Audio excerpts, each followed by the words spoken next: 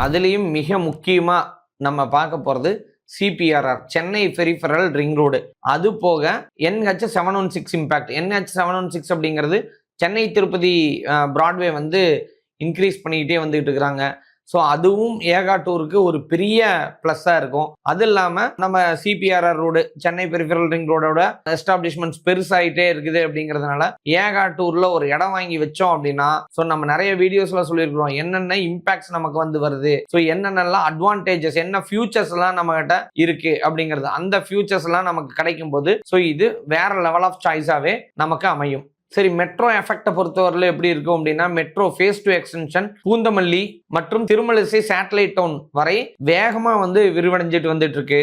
So metro ஸ்டேஷன்ல இருந்து உங்களுக்கு நிறைய திருவள்ளூருக்கு ஃபீடர் பஸ்ஸஸ்லாம் வந்து கொண்டு வராங்க. இது எல்லாமே இன்டைரக்டா ஏகா டூரை ஒரு மார்ஜினல் பிளேஸாக மாற்றிக்கிட்டு இருக்குது. ஸோ இதனால தான் மக்களும் இன்னைக்கு நிறைய வந்து அங்கே வீடு கட்ட ஆரம்பிச்சிட்டாங்க. அப்படிங்கிறதும் ரியல் எஸ்டேட் பண்ணுற நிறைய பேர், ப்ராப்பர்ட்டி டெவலப் பண்ணுறவங்களா ஏகா டூரா ஒரு பெரிய மார்க்கெட் குரோத்தா வந்து கன்வெர்ட் பண்ணிட்டு இருக்கிறதுக்கு காரணம் அங்க இருக்கிற லேண்டு, அங்க இருக்கிற வயா சோர்சஸ், அங்க வாங்கக்கூடிய பட்ஜெட் பிரைஸ்ல இருக்குது அப்படிங்கிறதுனாலையும் தான் அது ஒரு காரணமா அமைஞ்சிருக்கு.